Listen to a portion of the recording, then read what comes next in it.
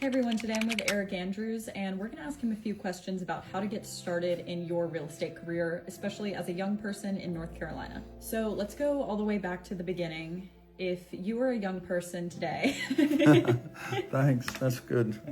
If I was. if you were like a recent college graduate, what would be the first step you would take to start your real estate career? That's a good question. In my 20s, I'd had a few jobs. I was a football coach and a teacher, and so that makes you a part of the community. So the most important thing is just the social media and the videos and everything. Those are all important, but you still have to be like in touch with the community. So you have to get out there and introduce yourself to a bunch of people. You need to let people know who you are, and there's a variety of ways that you can do that. But that's the most important thing is be a member of your community. So you have to do those silly, stupid things. Like you have to go to all the different little festivals and conventions and set up a booth and let people know who you are. I did Old Fashioned Farmers Day. I did the Chicken Festival. I did the Pumpkin Festival. I did the street fair. It was back when people still had maps. So I used to hand out maps to people. Everybody wanted a Chatham County map. And we were the main advertiser of the map. So we used to hand those out and people liked those. I used to have a helium tank and balloons. And so I had Realty World balloons, and you tie those to a kid's wrist. And so every person walking around would have a Realty World balloon on their wrist. That's how people got to know you.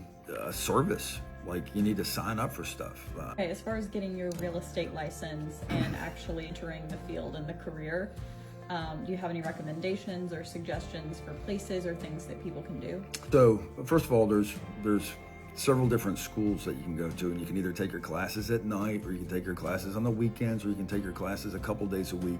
They're really accommodating as far as the scheduling. Those are private real estate schools that charge you a fee. There's a couple good ones that are like, even though they're competitors of mine, like Fonville Morrissey and HPW Caldwell Banker, they have a couple of their schools. You can also get your licensure through the community colleges in North Carolina, and so that's a good opportunity as well. We've had a great example with a newly licensed person here. Maureen is somebody that works for me. She said that her instructor said, you need to work for a team that does a bunch of transactions. That way you're familiar with the process and you learn good habits. Maureen she's been with us for almost a year now. She's been a huge asset. She's very, very highly educated. She's very smart. Still, she's learned so much more being a part of this office than she would have been working on her own. So there's a saying that real estate is a marathon, not a sprint. Why do you think young brokers struggle with that idea? They like immediate gratification. Like how do you build community trust? I mean, that can take a long, long time. There's no quick fix to it. It's familiarity. People have to see you around or whatever. One of the things that we say in real estate also is, instead of it, it's not a sprint, it's a marathon, is when you get your real estate license, this is a cliche also, the first year you weep because you're not selling anything.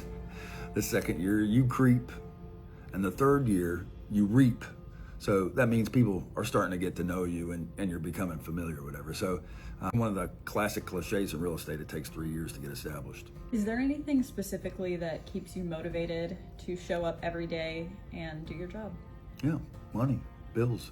But not only that, I got a lot of people. I mean, I'm part of a team, so I have 6 people that work for me. So I got to be pulling in a decent amount of money every single month. I got people that are dependent on me. So I really like what I'm doing. No one tells me I have to be here at 8:30. I'm here at 8:30. No one tells me I have to stay until 5. I'm always here until 5. I can't tell you how blessed I feel coming from my background, as poor as I was when I grew up, and to have this opportunity. I love, the greatest thing about real estate is it is a complete meritocracy. The harder you work, the more money you make. Anybody that says they're not making money in real estate is not working hard. So the last question to wrap it up, you mentioned getting involved in the community earlier. Are there any specific leadership positions or roles that you've held that have helped you with those networking opportunities? Yeah, I mean, I had a great mentor, Woody Hathaway, who was he was the CFO of the hospital.